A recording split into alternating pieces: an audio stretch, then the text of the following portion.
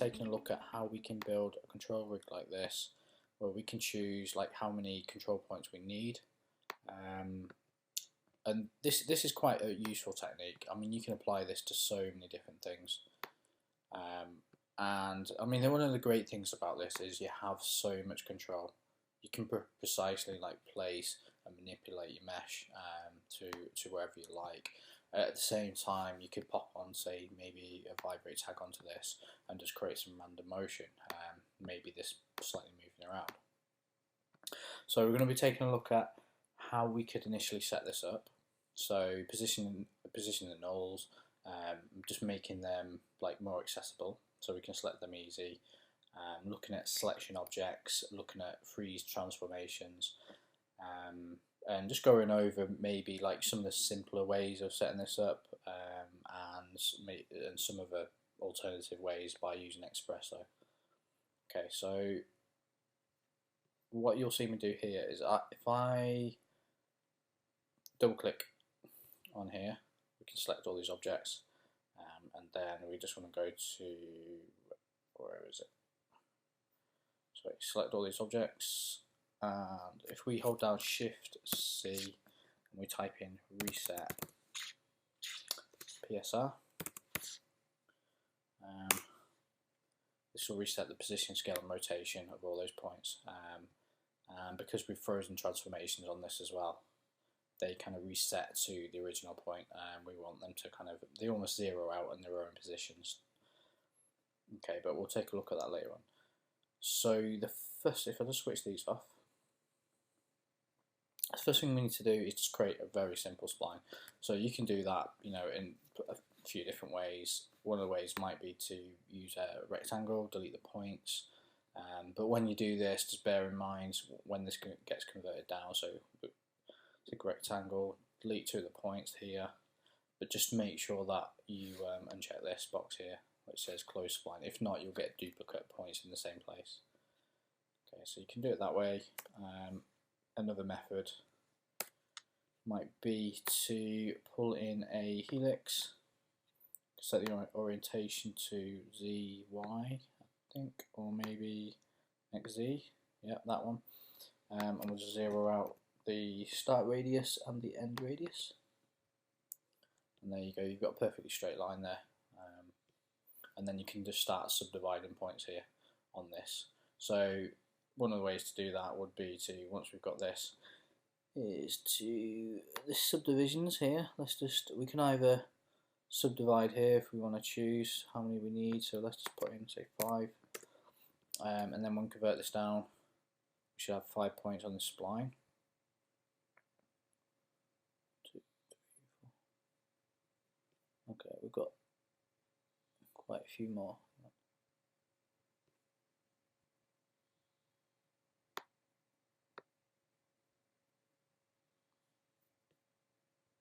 Okay, so yeah, so we have got 5 points. It's just that it's started from the 0 point and moving upwards. So that's one way you can do that. If you need more control points, another way to do that is to select all the points here, right click, and then go to subdivide. And you can subdivide, if you hit subdivide here, it'll literally subdivide each point. But if you want to kind of subdivide more times, there you've got the option there. Okay, so let's delete that. So now we've got the spline in place.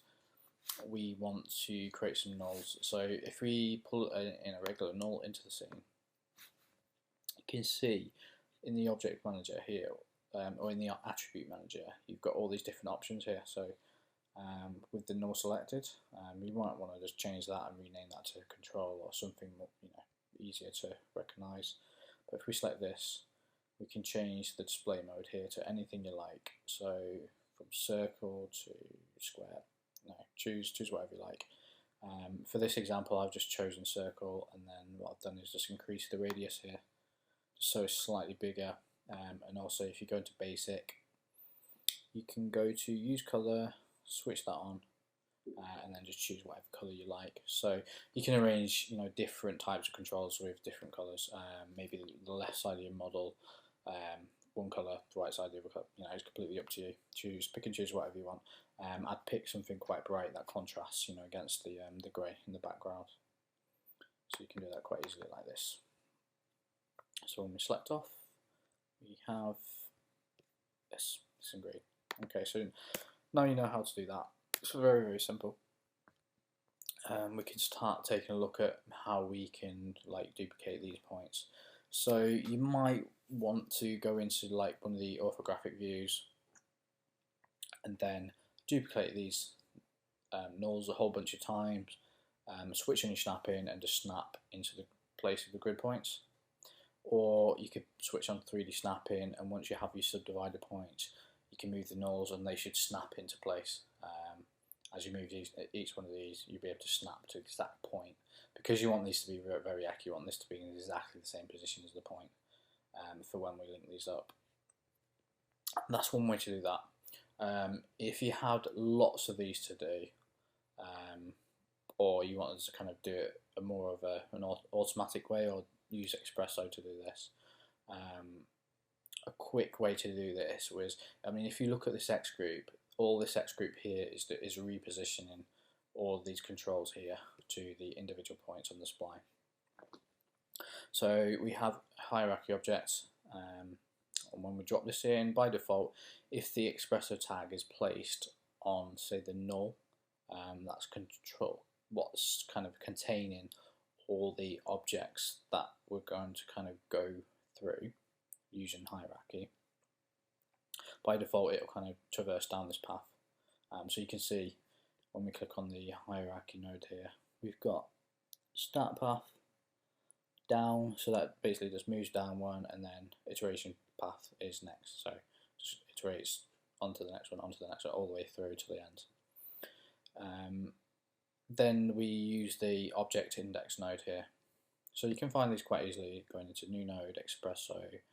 Hierarchy is under iterators here, and then you've got the object index, which is going to general object index here. So hierarchy is just working out the position and which objects we need to kind of cycle through. Object index is generate a unique index number for each one of these nulls, and that then is fed into this point node here. So to find that, we go to new node, XPresso general, and then point node should be here. And then what we can do here is an index number is generated for each one of the points on this, and then so if we feed in the object, which is the spline, into this, it will look at each point, and then we can pull out of here the point position on this point node, and also the global position on this control object. Now, all we need to do is click and drag and pull one of these in here, and it'll kind of cycle through the rest of those based on the object index and the index here. So object and index needs to be linked up. So from this point to this point here, and then we need to link up the point position to the global position. And when we do that, it'll link and reposition all of our nulls to the exact same points on the spline. So we've kind of done it that way around. So at this point, we're linking the nulls to all the points. But what we actually, once we've done that, what we want to do is kind of break that and disable this. So you can disable the export, you can delete that, or just break the points like I've done here, the paths. And then we want to kind of do it the other way around. So we want to link the points then to the nulls. So when we move the nulls, we're going to be moving the points, which you can see here. So we start moving things around. And also the spline options, you have several different spline options here. So with the spline type, generally I tend to find is B-spline works quite well for, you know, moving these around. You can pick and choose whichever one you like. B-spline for me produces like the smoothest result, you know, and it doesn't really matter too much how you position these around. It tends to give me the smoothest result, but you know, you can swap this to linear and then you get select one of these, you got sharper angles going on. But like I say, I find the B-spline one to be the best.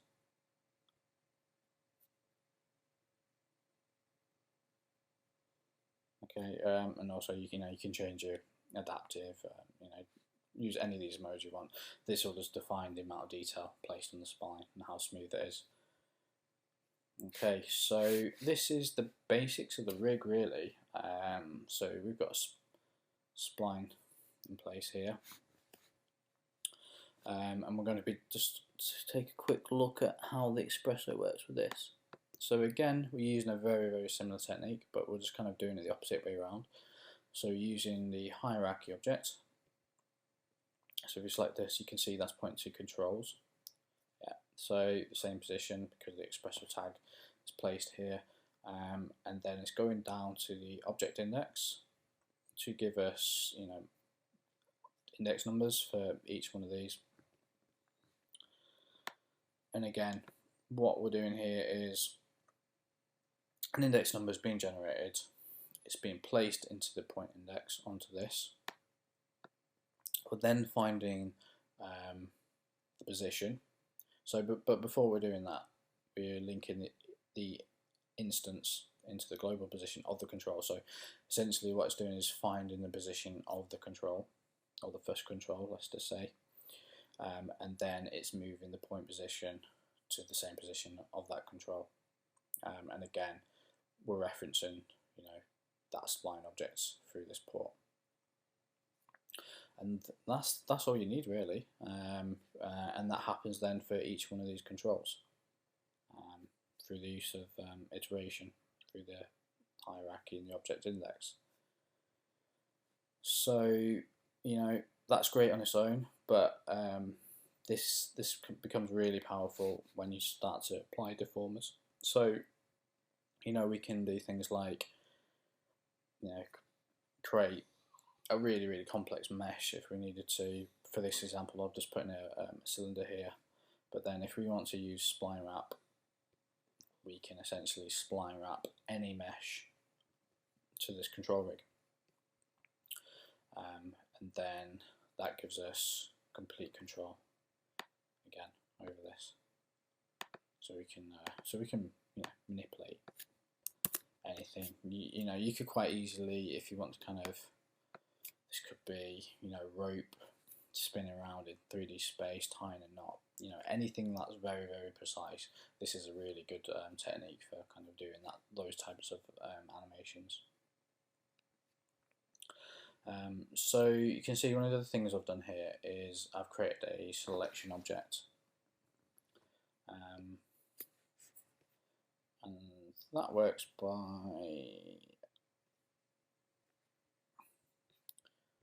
just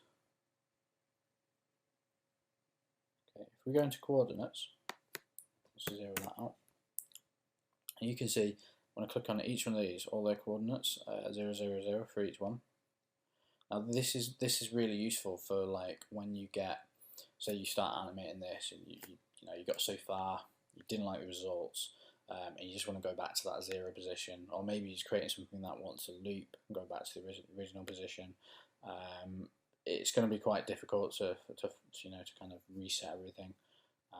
So one of the ways we can do this is by using 3 transformations. Essentially what that will do is reset all the coordinates to 0 from the position of where the object is. So rather than these numbers incremented from the 0 space, the 0 world space, they start to increment from that position of wherever it's placed.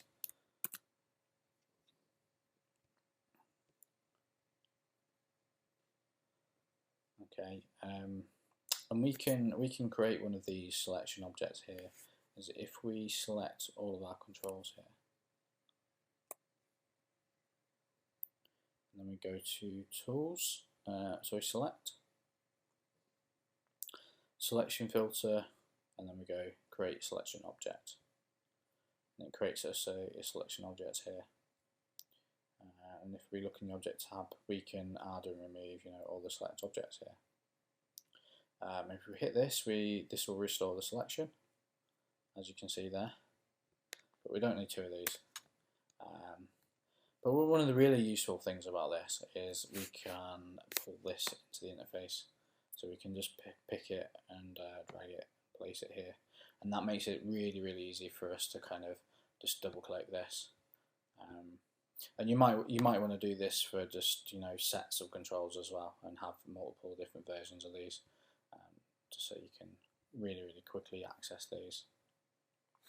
And this works hand in hand with something I use quite a lot, and you'll probably use this. It's part of the character toolset. So if you go into characters, manager, come on, it's one of these. Where is it now?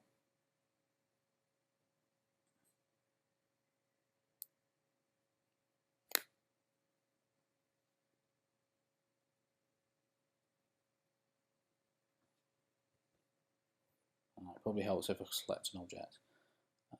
Okay, so go back, select your object, go into the character menu, and then, okay, here it is. So under commands, you've got this reset PSR. Essentially all this will do is zero out your kind of global matrix, so it will zero out the position, scale and rotation for the objects that are selected. You know, you can pull, if you're doing a lot of kind of animation work, I would definitely advise like pulling off, you know, a shortcut to your interface on this, or, you know, a quick way to access this would be to, let's just move these over, say, and then we decide we want to reset all these. So again, like I did before, hold on Shift C, type in PSR, we've got this reset PSR, enter, resets all these points, and then we can go back to the original position here. So, you know, this is really, once you learn how to do this, you'll use this so many times, and you can create so many different variations of this. So I hope you found this useful. Thanks for watching, and I'll catch you in the next one.